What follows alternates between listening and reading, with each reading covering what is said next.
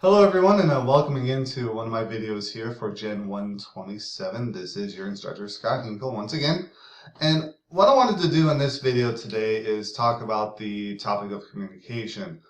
Because you guys are taking classes online, I feel that it's important that we talk about communication and some of the things that many of us might be doing that is not helping us communicate the most effective way possible. I believe that society today has made communication so much different. Think about 5 years ago, 10 years, 15, 20 years. Some of you can do that. Communication has dramatically changed over that period of time. The way we communicate, how quickly, how effectively we can communicate with other people around the world is absolutely amazing. And so, because of the technology we have and the means that we can communicate with other people, be it social media, through our phones, through computers, email, whatever, there's so many different ways to communicate. I believe that our ability to communicate effectively, to write an effective message, has diminished over time. And so the reason why we've put together this lesson and some of the other things that you've seen through the learning activities is to help you guys kind of remember the things that you need to do to effectively communicate within an online classroom setting. For example, a lot of you like to use Facebook and Twitter, or even an email when you communicate with friends and family. When you communicate with them, you kind of have your own way of talking. You've developed your own type of language or texting language that you use when talking with other people. You shorten words, you use abbreviations, you say whatever to try to communicate something to someone else. That type of communication does not work within an academic setting within our classroom. So for instance, if you're talking to someone and you want to write the word you oftentimes will type the letter U.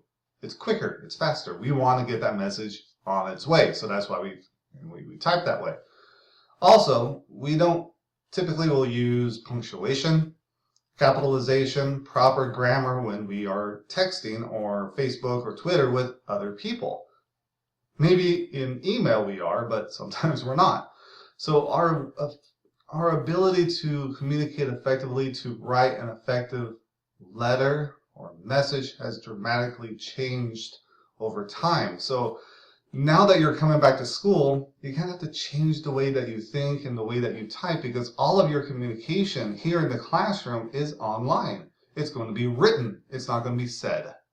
So that's why I wanted to talk about communication a little bit in this video and point out a couple things that I think are important. So for instance, one thing I hope that you guys have already seen is that in many of the weeks that we're studying, you will see a grammar review. For instance, this one is about capital letters. Here's another one here that talks about apostrophes. Another one that will talk about run-on sentences. So there's a lot of really great resources that we have put into the classroom for you guys. Sentence fragments.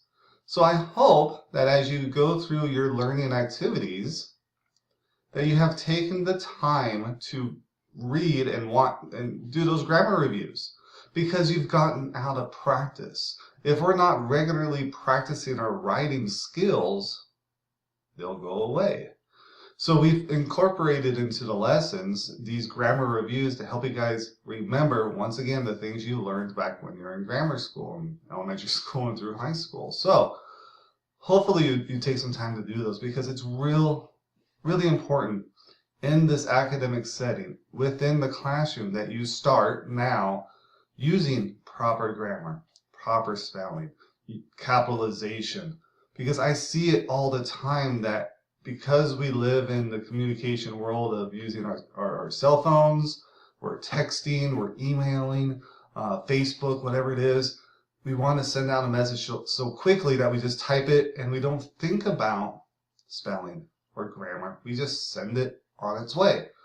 Now that we're back in school, we have to change the way our minds think, the way our minds are processing typing and writing, so that we are back to the way we were years ago in using those skills that we learned. So hopefully you guys will take the time this week, especially as we're talking about communication, to think about how you are typing your messages. Make sure that you have complete sentences, capitalization at the start of each sentence. You capitalize the word I, write out the word you.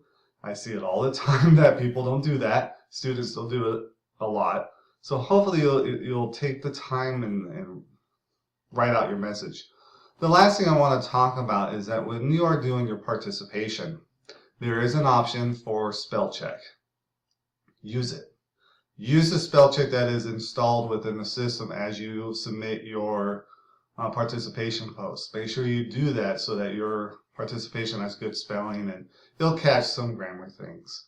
Another tool that you may want to use is within the library, there are spell checkers and grammar checkers, so you can use those tools as well.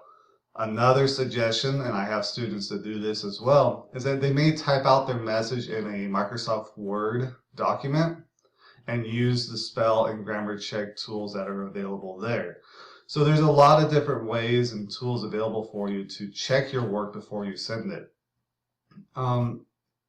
I wanted to talk about these things because I think it is important that you start doing that now, because as you go through your courses, the expectation of using good grammar and good spelling will increase once you get into an English class, which will probably be your next class or the one after this next one.